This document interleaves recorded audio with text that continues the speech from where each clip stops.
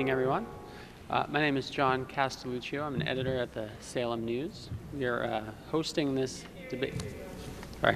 We're hosting this debate tonight in partnership with the Peabody Area Chamber of Commerce and with Peabody Access Telecommunications, which is broadcasting this live. We have our panel here tonight.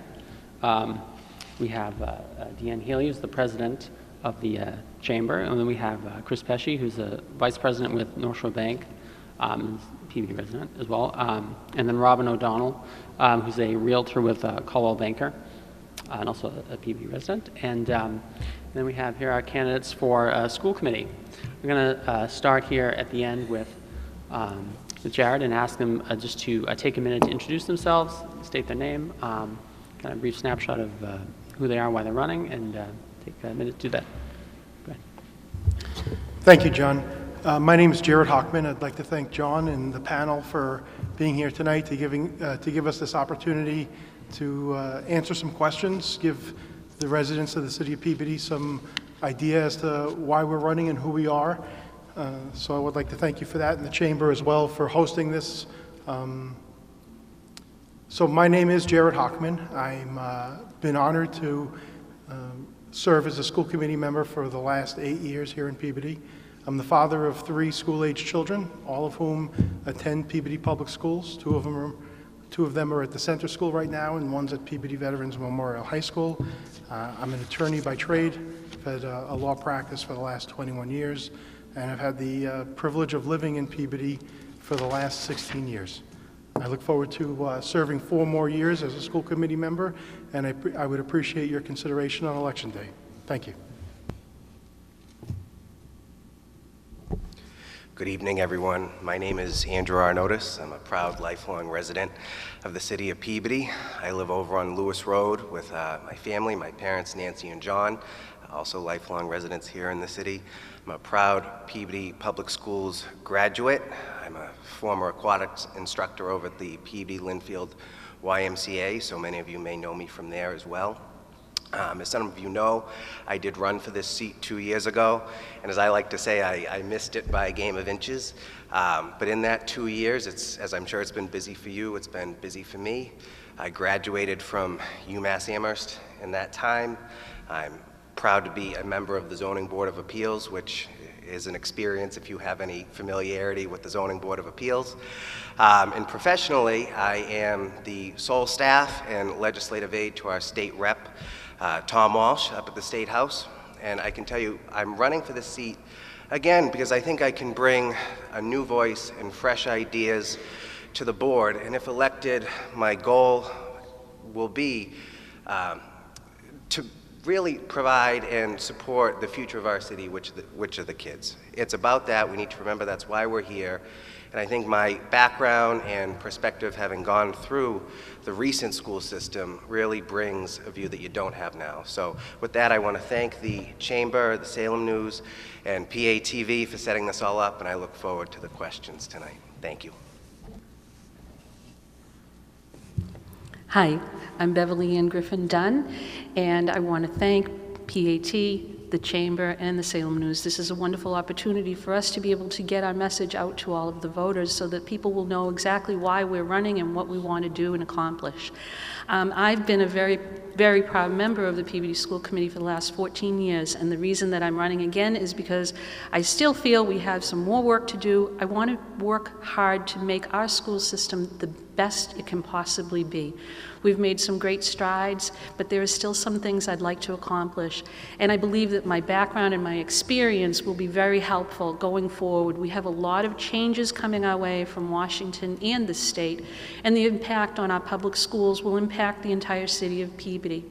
My background is that I am a very proud Navy spouse. My husband, Bob, is right there, and he's been in the Navy for 26 years. We're the proud parents of 4 children, all of whom have gone through the Peabody schools, and our youngest just recently graduated from Peabody Veterans Memorial High School.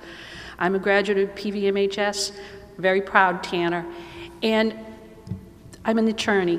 My background is one where I'm the first person in my family to go on to college. So I come from a blue-collar family, worked hard, and became an attorney and wanted to help people. This serving as a school committee member is my chance to give back to the community that I love. I've lived here my whole life, and I always have felt that schools are the true heart of a community.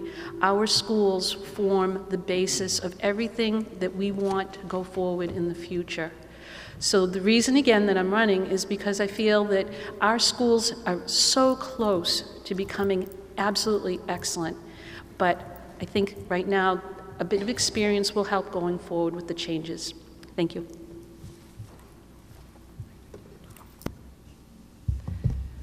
Hi, I'm Linda Quadros Lopez, and I grew up in Peabody. I'm a product of the Peabody Public Schools. I grew up here, and my family grew up here. I attended school there from kindergarten on through.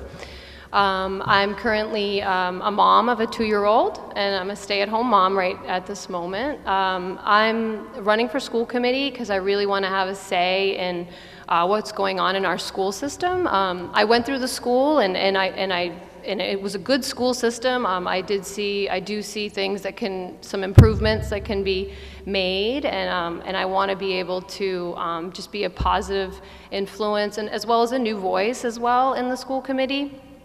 And I want to be able to listen to the concerns of the teachers and the parents and the citizens of Peabody, and take their concerns to the committee and do my best to implement changes that are needed in the school system, and just continue to make it, an excellent school system.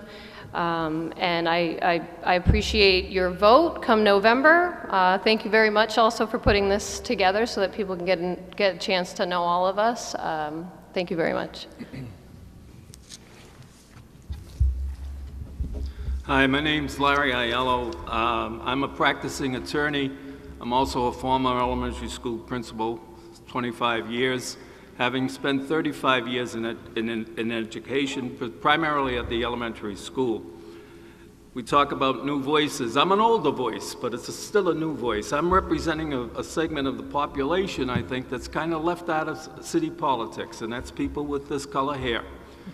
I also feel that my experience as an educator, particularly an elementary school educator, everybody's references from secondary school when they talk about education. My reference is from the elementary level, which is the foundation for the whole school system.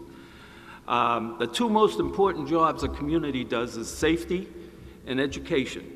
Two most important jobs, and it's something that I take extremely serious. I feel I've got something to offer. I am a special needs advocate. I practice in front of the MCAD and the Special Appeals Board, working for kids with special needs. I also am a lecturer on educational law and an adjunct professor at Fitchburg State College. And I want to thank the people for the opportunity to speak. Great. Thank you, Larry. Thank you, everyone. Now we're going to take a few questions from our panelists. Let's start with Deanne. And then we're going to start with Jarrod and go down. Everyone will answer the same question. All right, we'll start with the easy one. Is Peabody spending enough on public education? And if not, are there areas that need attention? Or conversely, are there budget areas that need closer scrutiny? Jarrod.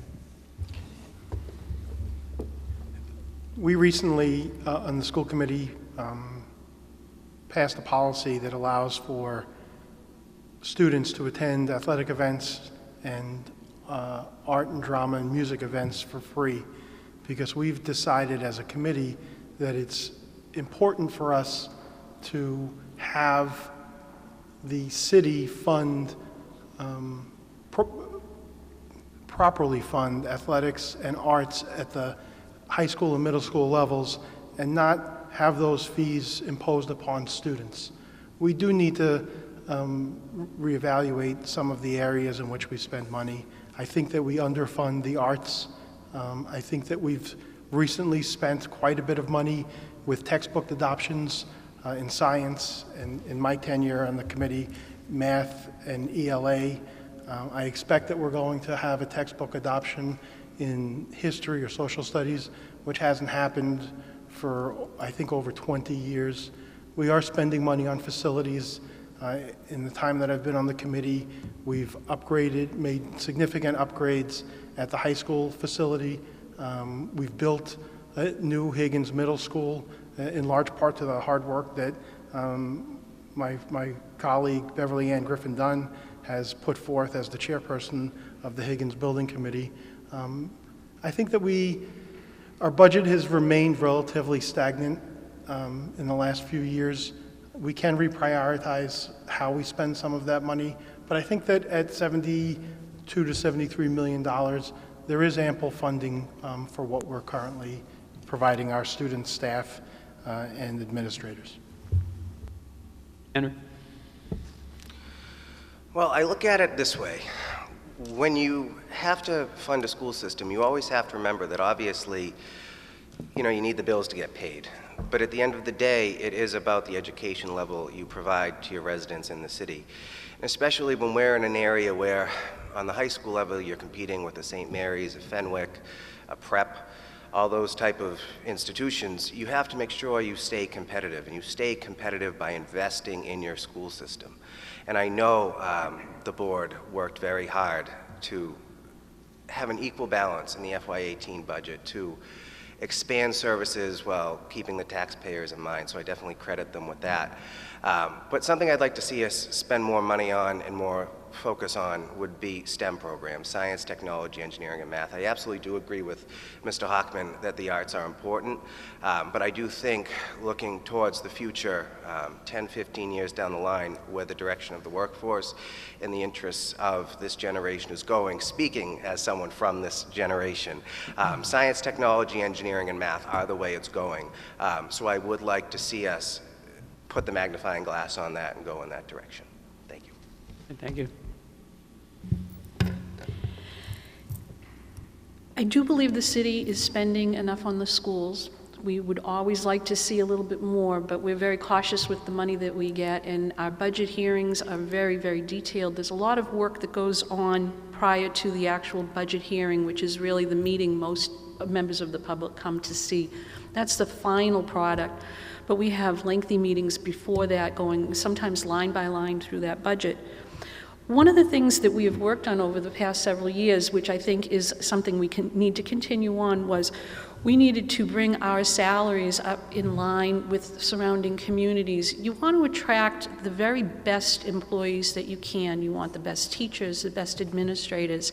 And in order to do that, Peabody did need to come up a bit on the salaries. We've worked on that, and instead of coming up automatically, we've done it incrementally. We're doing that, again, with administration as well. One of the areas that I do think we do need to pay a close attention to, and I actually agree with Andrew, the STEM classes. That encompasses everything, and in this day and age, with the science and the technology, primarily where many people in this area will get jobs in the future, we have to pay attention to that and prepare our students for life in tomorrow, and make sure that they are very, very skilled in the sciences, in the technology. And with math, we have to concentrate on that. We have a new curriculum for math, and again, the whole country is changing with math, but we're working on that. One of the areas where I believed we need attention, and I'm glad to see that it is getting attention, and I will make sure that it continues, is in the facilities maintenance. Peabody had very difficult times where money was very tight, and when you had to make a decision between fixing something or hiring a teacher, oftentimes the decision was made. You needed to hire that teacher. So maintenance was put off in some of the buildings. Right now, we have a facilities manager, and it is a wonderful system. We have Mr. Tim Healey, who's very helpful. He gives us a facilities evaluation, and we know now what our priorities are. And for the first time last year, I was very happy to see that instead of doing repairs, we were doing something proactively. We replaced part of the high school roof with the assistance of the MSBA, and that in itself was a first, because we weren't responding to an emergency, we were actually doing some preventative maintenance, and it really felt good. Bev, I'm going to have to cut you off there. Okay. We're out of time. Thank you. Go ahead, Linda. Hi, yes. I think we are spending enough in the school budget, like you said, $73 million. And I have to agree also with Beverly as far as the areas that need attention. Some of the buildings, the older buildings definitely need attention, like the elementary schools. I know I spoke to some teachers, like from the center school, they still use they still use a cafeteria. They use one room for the cafeteria, the gym, and the auditorium. And I know I attended that school, and I recently visited there, and it definitely needed, it needed some upgrades, and they've been waiting for a while to do that. So I think that's one area that needs attention. Also, the Welch School, spoke to a teacher today too, just saying that, some of the facilities needed upgrading, they just needed renovating. So that would be something that I think that we could put a little more attention into. And then of course technology, I agree also science, technology, and math. We have an ever-changing technology, and I think it's really important to invest in that so that our students are prepared for when they leave high school, and prepared all the way around, because that's something that's always, always changing, and definitely worth investing in. Thank you.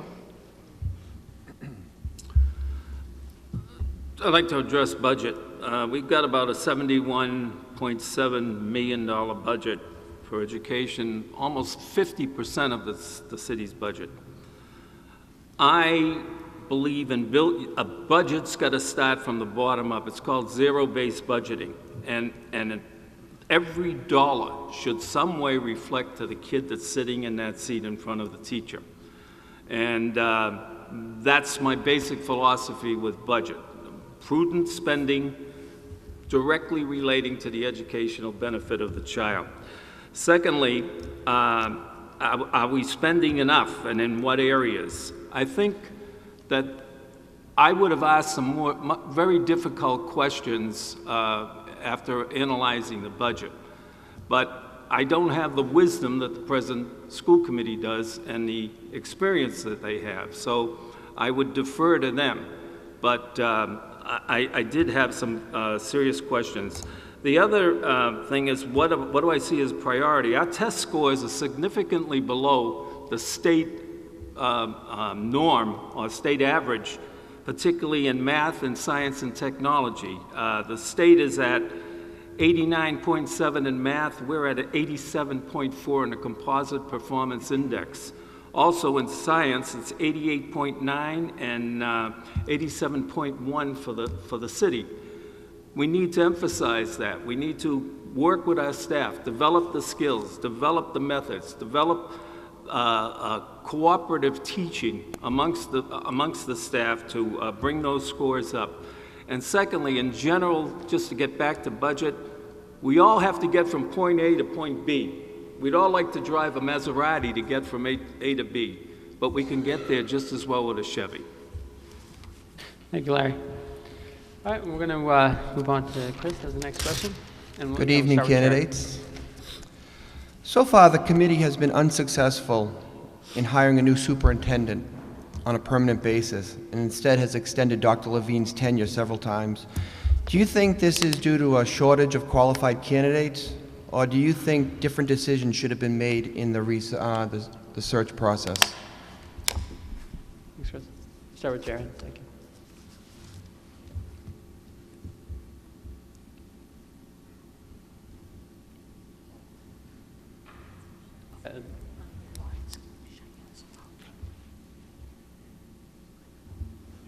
Thank you. Sorry for the delay there. Interesting question, Mr. Pesce. I am on the committee currently, and I was involved in the process of hiring Dr. Levine a couple of times, hiring Mr. Mastrocola once, and recently going through the search process, which resulted in us asking Dr. Levine to return for an additional year. I frankly was extremely disappointed with the pool of candidates that came forward in the most recent superintendent search. I didn't feel comfortable with the qualifications of any of the 6 candidates that the search committee which was conducted by the Mass Association of School Committees, put forward to us.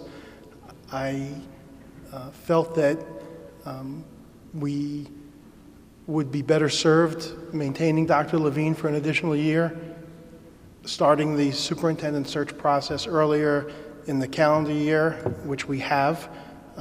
We've already advertised for a superintendent.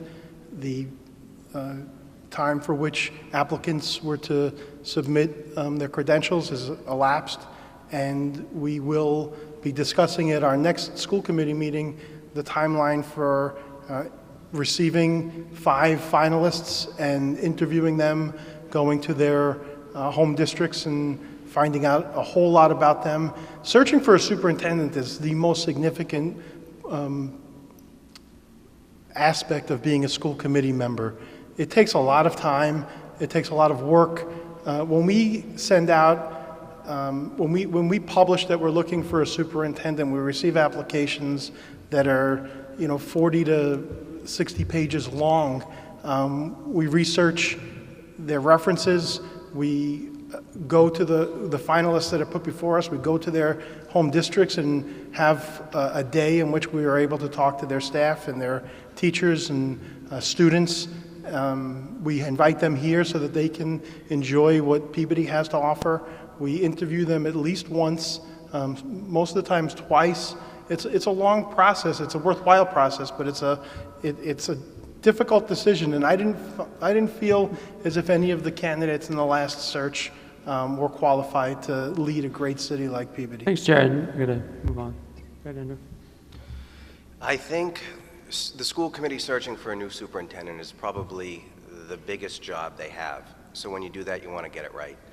And I have to agree with the decision they made not to go with the one of the final 3 that ultimately came about last year. If you look at it this way,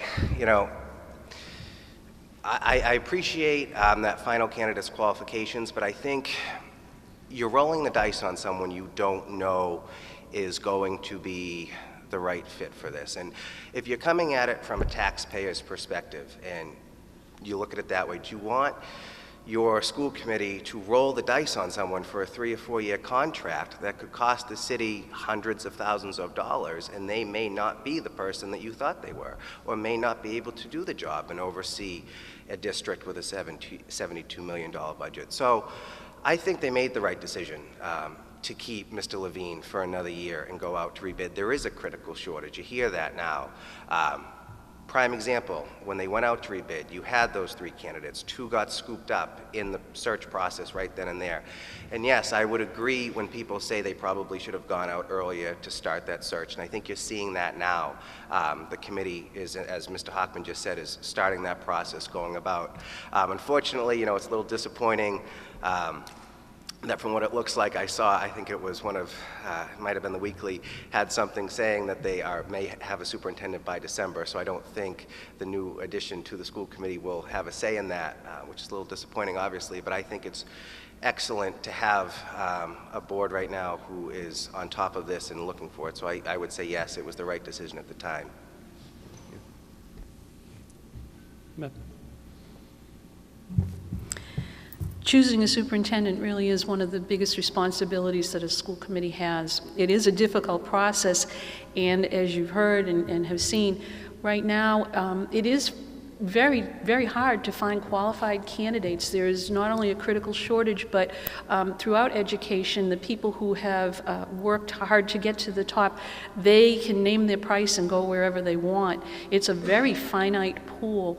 So a lot of factors go into that selection, and timing is everything. And I honestly believe that last year our timing was off in the entire process. Starting in the middle of the year, which is traditionally an okay time, it just didn't work for us. And trying this time, we've started at the very beginning of the school year. The open enrollment I'm sorry, not the open enrollment, the application time has closed. So right now, MASC, which is conducting the search and all the process for us, they're going through those resumes. They're going to come to us with their top 5 choices, and then the school committee will begin the open process of interviewing these people and, you know, looking into their backgrounds. It's a very, very difficult choice because as a school committee member, I know that I'm looking for someone who is experienced and who is a leader. And that qualification is something that sometimes it can elude a very good candidate who may be very qualified on paper, but you want someone that's going to be able to work not only for the school district, but work with the city and move us all forward.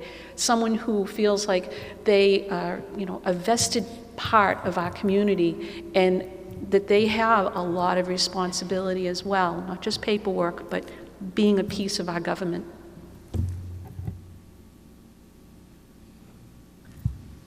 Yeah, and I could see the search for superintendent is obviously a very difficult process, and I could see that, you know, the school committee was looking for the best of the best, and they were looking for, you know, all the qualifications, you know, that would make for the best leader for the school and to bring the school system forward and to you know, improve it in many different aspects. As far as the search process, I know Jarrod Hochman had said they weren't happy with the pool of applicants.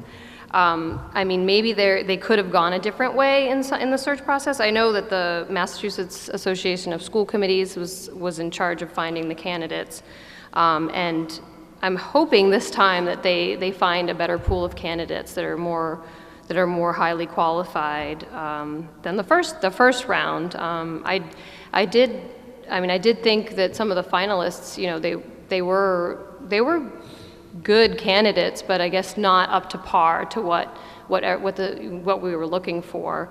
So I just hope that you know, going forward that this pool of candidates that the MASC brings forward are qualified. Like Beverly said, it's hard to find someone with everything that they're looking for, basically. So hopefully going forward we can find the best person for the job. Undoubtedly, we need an educational leader, and I've said over and over again, we don't need an administrator, we don't need somebody that's going to dot an I and cross a T. We need somebody that's going to excite and ignite the community, the staff, the kids, and the citizens at large. We live in an area with some of the finest educational institutions in the world. I think we should work very closely with Boston College, my school, BU, Harvard, Lesley, UMass. There are good candidates there. The MASC, Mask, I wouldn't have given them a second chance. They've already had a shot at it. I would look for there were other organizations and other groups of headhunters that conduct a more, in my opinion, from my experience in education, a more thorough search and a more far-reaching search. But we do definitely need the head of this school system that's going to set a chart for us, charter course for us for the next 3 years to bring this school system up where it should be. We have a label of a level 3, which is an unfounded label. I don't like the way the state makes that determination, but we've got to overcome that. There's no reason why Peabody can't be a leader in this area. Thank you, Larry. Thank you, Griffin. And next question is going to come from Robin. Again, we'll start with Jarrod. Good evening. In regards to the high school, it has been unable to shed its level 3 accountability over the past 3 years, placing it among the bottom 20% of the lowest performing schools. Should parents be concerned about this, and what can the school committee do? Thank you. I absolutely adore this question, and thank you for the opportunity to respond to it.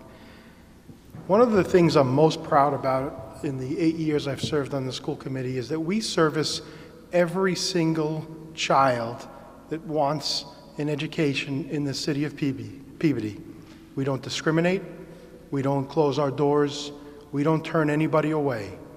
We have a thriving special education department and programs that take children who otherwise wouldn't have opportunities for an education, wouldn't have opportunities for life skills, and we give them an education. We train vocational students. We provide programs that allow for students that don't fit into a traditional role an opportunity to go to school at the Peabody Learning Academy. We give students who don't fit a traditional role an opportunity to get a degree, a diploma, through the PANS program. We don't turn anybody away. So when it comes to MCAS scores, our level designation, I think that's a bunch of malarkey. What I look at is our course offerings. What I look at is our student body. We offer more elective classes at Peabody Veterans Memorial High School than almost any high school in the North Shore, maybe even more than any high school in Massachusetts. We have a diversity in our programming. We have diversity in our student body. We have wonderful teachers who are experienced and knowledgeable in their areas of teaching. The facilities at Peabody Veterans Memorial High School are improving. We have a new football field. We have a new gymnasium basketball court. We've upgraded the facilities at the auditorium. We have Drama One that wins competitions statewide year after year. We have a chorale that can sing. You're going to have to cut you off there. Yeah. I did say I adored the question, and I love the opportunity to respond. I could talk about this for 20 more minutes. I'm going to give Andrew a chance. Thank you. Well, I think I'm going to take a little bit different direction and disagree with, respectfully, Mr. Hochman and Mr. Aiello on this, because if you were to ask me what my biggest concern about our school system is, it would be our level 3 rating, specifically at the high school level. Look, I completely agree that we have some of the best options and routes you can take up there when it comes to electives. But at the end of the day, we need to get that rating to a level 2. It drags the entire district down.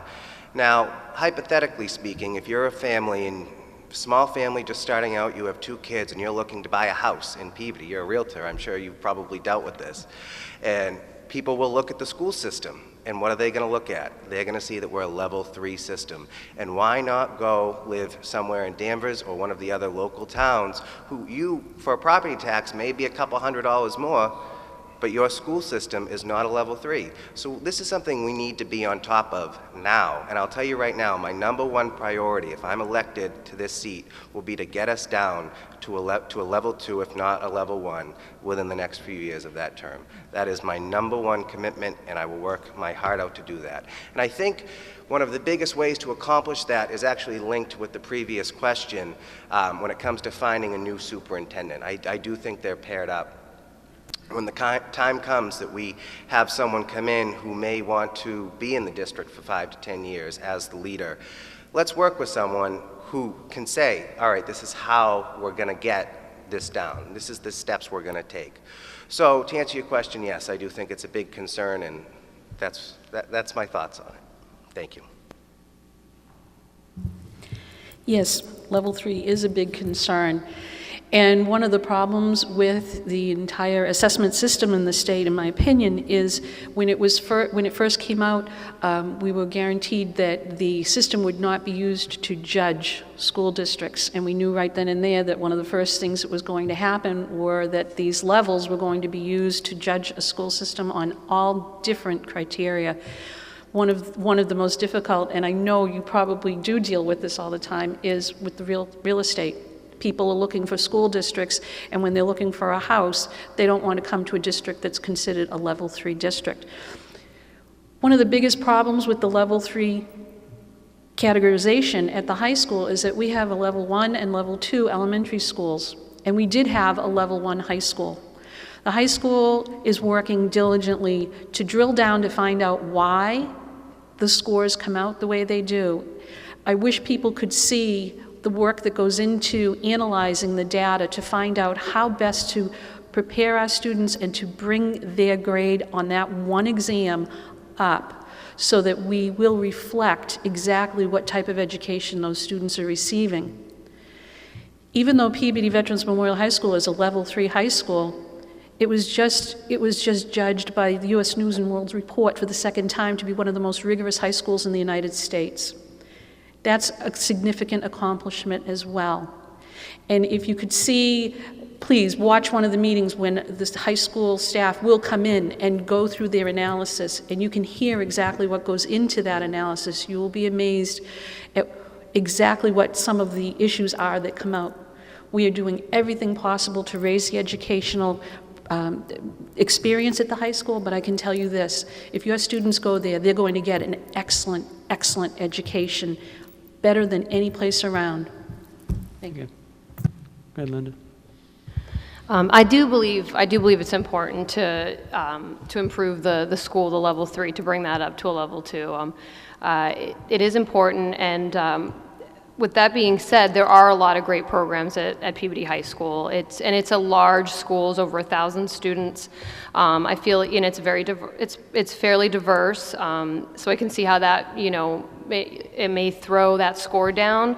I know Peabody High offers a lot of AP classes, a lot of really great AP classes. There's a lot of high achieving students at the school as well. They offer a lot of great classes to prepare students for college, and they have, like you said, a great drama program. I believe they still have a bank there, so you can get, work experience, take a class to learn that, which is great. So there are a lot of positives about Peabody High, but I do believe that it's also important to try to get, to get it up to a level 2, or a level 1 would be excellent as well, because obviously the elementary schools are doing better, and then it's kind of crazy to see once they get to the high school why this level's dropping so much. But it is important to try to get that up and work different strategies to try to get that to improve. Should parents be concerned? I don't think so. I mean, I think if your child is, is that the type that's, studying and really trying hard, there is lots to offer at Peabody High. So I don't think it's too much of a concern, but I also believe that it is something that we should work towards improving at the high school. As I said earlier, the way the state analyzes the data is up to a lot of questions. But let me just say this about the high school and say a couple of things in general about education. The higher the socioeconomic level of a town, the higher the performance of the schools is. Why? Because there's 2-parent families. Most parents have had college education if they're living in Carlisle or Concord or Manchester by the Sea. They have the benefit of everything. We have 37.7% of our kids are from disadvantaged homes. So as far as I'm concerned, if the high school is pumping out 89% graduation record, SAT scores of 1120, ACT scores of 27, and AP enrollment of 23%, they're doing a heck of a job. Is there room for improvement? Always. The time you stop letting your grasp get away from you, you stop moving forward. You always have to reach and get better. I think that we have 8 elementary schools, 2, all 2s, and 1, I think it's the West School, is a 1. We have one of the finest middle schools in the state, the largest. It's a 2-level. There are some issues at the high school. I know they're working to correct them. I have all the confidence that they will. And it's up to the superintendent and the school committee to make sure that things are being done. I know there's after-school programs for some of these disadvantaged kids. When I was researching, I thought it was a marvelous program. We have to put more effort into that and bring these kids up to where they should be. We don't give up on any kid. The high flyers, the medium flyers, the low flyers, they're all going to get 100% of our energy and our run. Thank you, Larry. All right, I believe Deanne has the next question. Yeah, as a follow-up to that question, what efforts are being made to educate the growing number of students who have English as a second language?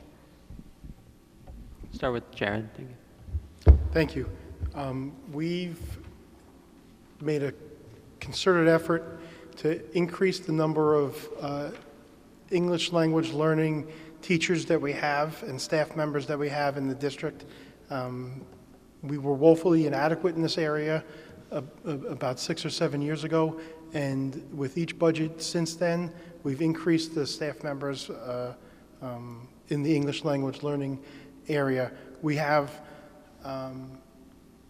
in terms of what may be causing our MCAS scores at the high school to be dragging a little bit, we've had a recent science textbook adoption that all of the elementary schools are excited about, and it was an area in which we were lacking at the elementary level. We didn't start science programming and science curriculum early enough, and we've recently made a change to that so that our students will be able to experience science at a deeper level earlier on in their educational process, which will allow them to achieve higher levels of science education at the high school, and hopefully that may be something that translates into higher MCAS scores.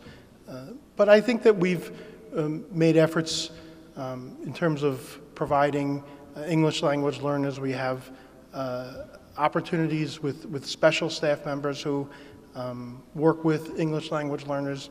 It's difficult, though. It's difficult when you get a student who arrives in Peabody as an 8-year-old that came from a foreign country that doesn't speak English at all.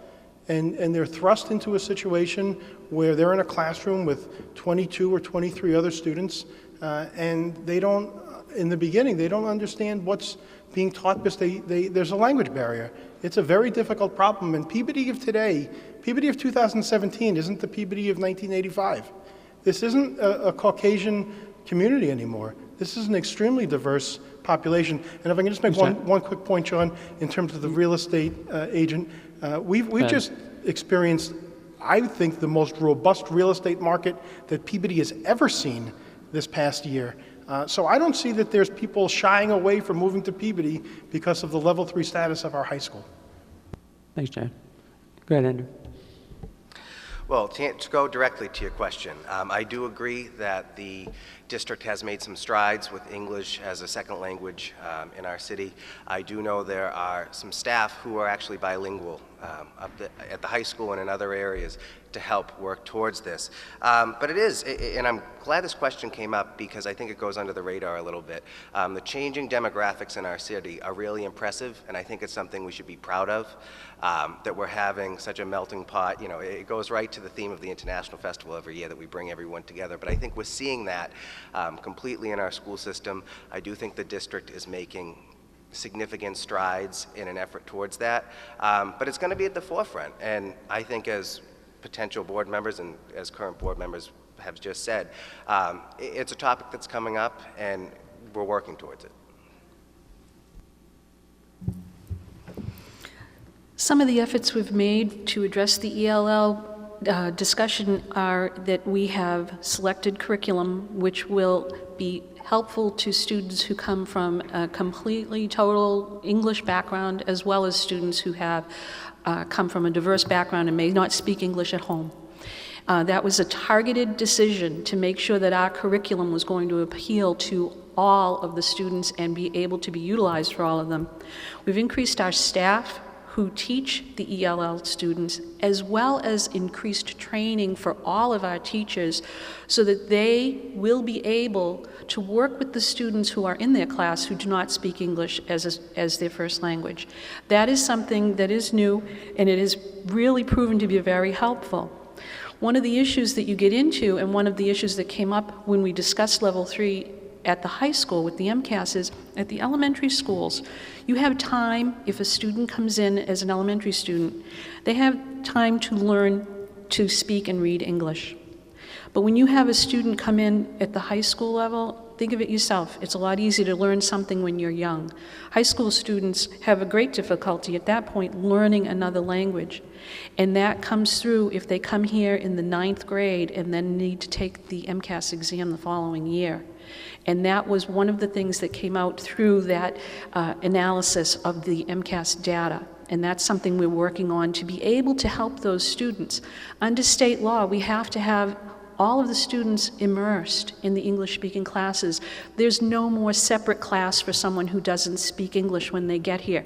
That's a big change for a lot of people. Now the state is deciding to change again and possibly go back to separate classes. It's always in flux, and we are always trying to adapt so that those kids get the best education possible. Good. Yeah, and as far as the English language learners, it looks like the increase in staff has definitely been a big plus to accommodate the extra students that are needed for the ELL students. I know that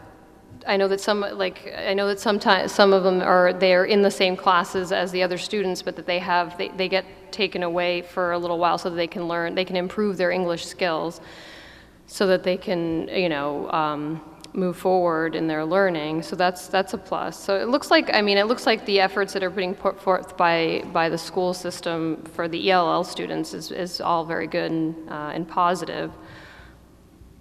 Thank you.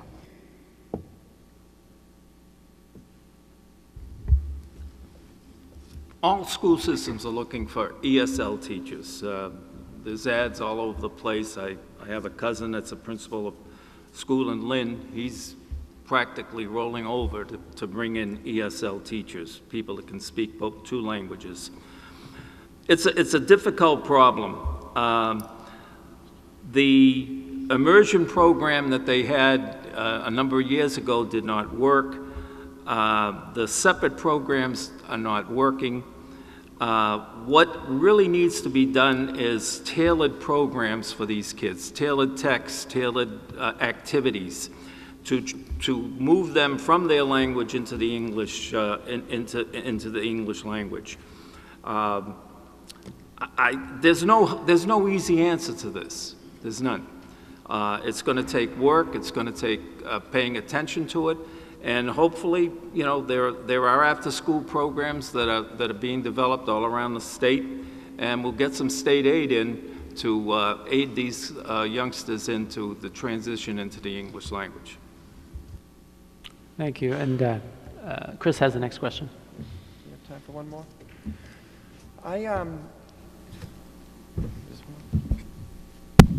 Sorry about that. I attended a vocational high school and learned a trade, and after that I went on to Suffolk University and got my business degree. But it was tough. I wasn't as prepared as I think I could have been. In your opinion, should schools like Essex Tech Vocational be preparing their students better for college degrees? Start with Jarrod again, thank you. Chris, I think we're maybe about the same age. And I think Essex Tech is preparing their students better for college than vocational schools did in our era. There's a huge difference between vocational education today than there was in the mid-'80s or late '80s. There's an entrance exam to get into Essex Vocational School. There's a more significant focus on academics.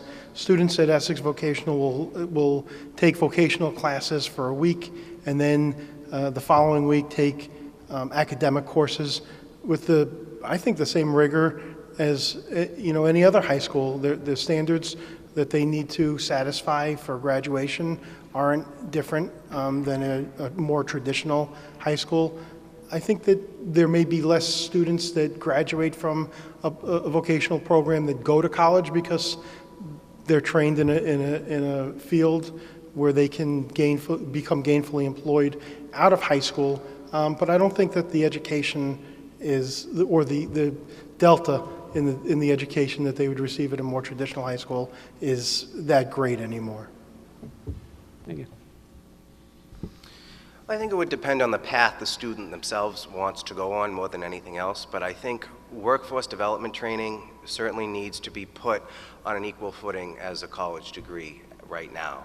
I can tell you there were certainly folks I went to high school with, and I was a Peabody High graduate in 2012, so I'm not terribly far removed from our school system, but I do remember there being kids who certainly chose not to take the college track that I chose, and some others. But, it's tough when you're in 10th grade and you're surrounded by kids who are talking about, all right, well, I'm going to take this AP and you're going to take that AP. But maybe that kid who is great at building, or his uncle's a plumber and he loves to go with him to work, maybe they're not an AP student. So sending them and encouraging them to explore workforce development and tech avenues, that's the way to go. So, when it comes to college readiness, it would depend if that is the route the student would take.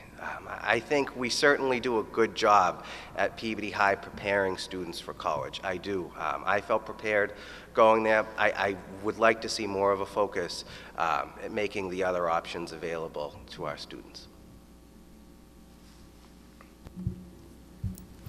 Actually, Chris, the mission of every school, every public school in Massachusetts, is to have students career or college ready. And in order to do that, we have to make sure that every student who graduates, after they're out of school, can go either direction.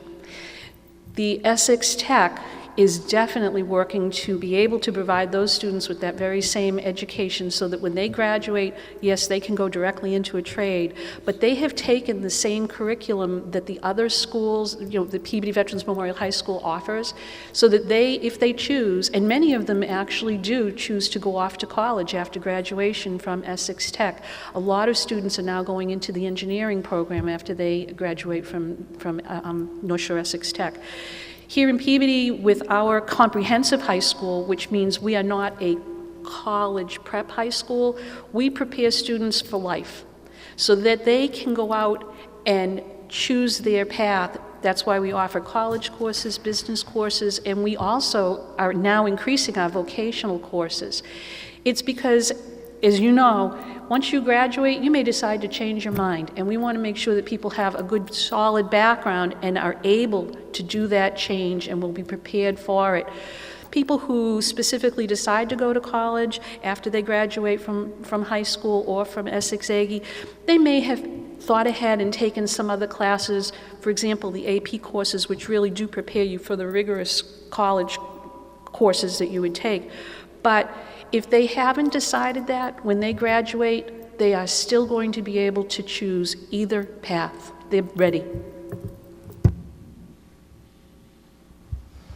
Yeah, and I think that those that are choosing to go to the tech, the Essex Tech vocation, that they are more focused on learning a trade, a specific trade or a tech, so that they are career ready, so they're ready to maybe go and follow that career path right after school.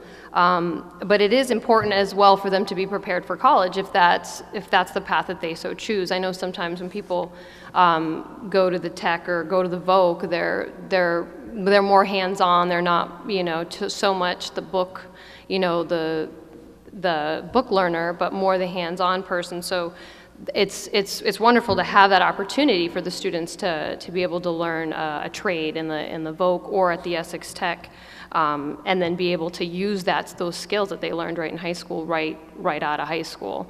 So I think people choosing that path usually aren't so ready, aren't the ones that are really looking to go to college. So it's maybe not as important, although it's still great to be able to have them prepare them for both career and college, if that is the path that they decide to choose after going to the Essex Tech or the Voc. Well, to address the gentleman's question, I'm sorry I don't remember your name. The Voc schools are not your dad's Voc schools anymore. They're completely different. They are putting kids into the job market, and there are people lined up to hire them. That's one aspect of the Voc schools.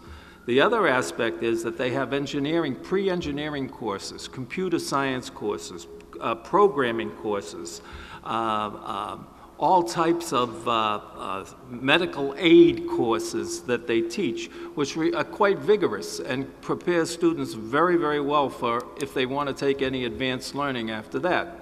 Because years ago it was kind of looked down on the Voc schools, but I'm a big fan of the Voc schools. I was on the executive board of the American Education Consortium and Center, and we had one of the largest Voc schools in the area. And it was amazing to see where these kids went to school and what schools they were admitted to. And kids that were tough kids that were having problems at Laurence High School, Lowell High School, Chelmsford High School. And the staff worked those kids, and they stepped out to very good schools.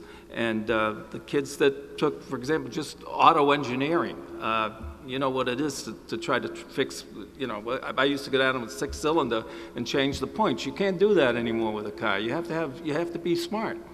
And so the bottom line is, I think that the Voc schools are preparing kids, A, for vocation, and if they don't want to go to work, they're prepared to go into another area at the college level, and they will be successful.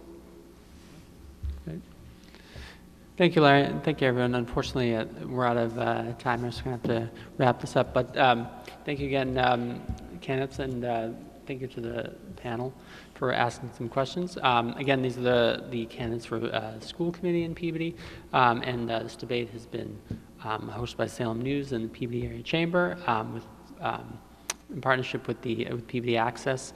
I'm going to take a short break. We'll be back in a few minutes with the candidates for council at large, so stay tuned. Thank you.